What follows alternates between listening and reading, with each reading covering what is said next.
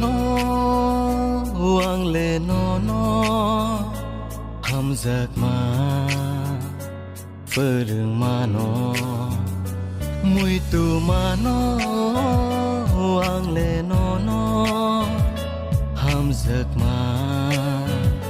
phơ đường mà nó nương nó bùi lá nương nó bay thà nương nó bùi lá nương nó bay thà ani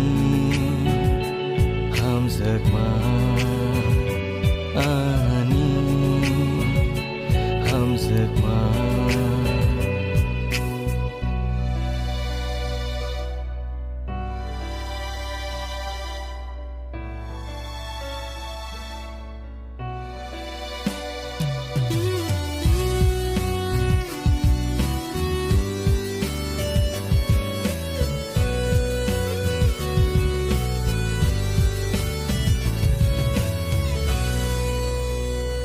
Bishi kolo lai thangka nung bayani ham sakma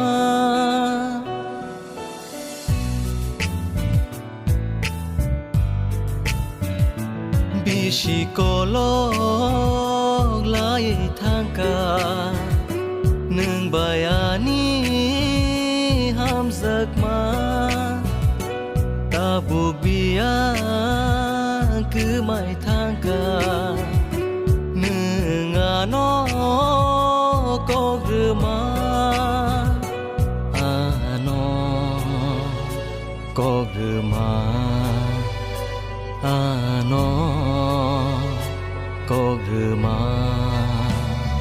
mùi tù mà nó hoang lệ nó hầm giặc mà phơ đường mà nó mùi tù mà nó hoang lệ nó hầm giặc mà phơ đường mà nó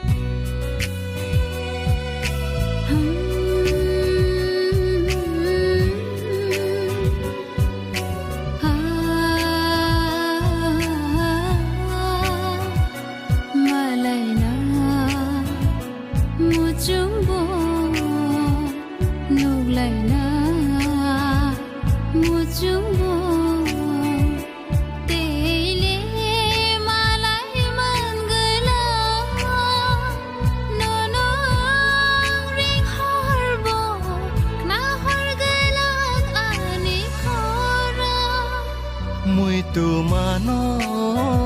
hoang lệ nó ham giấc mà phơ đường mà nó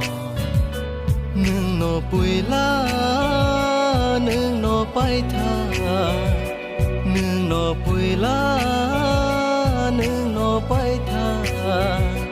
ani ham giấc mà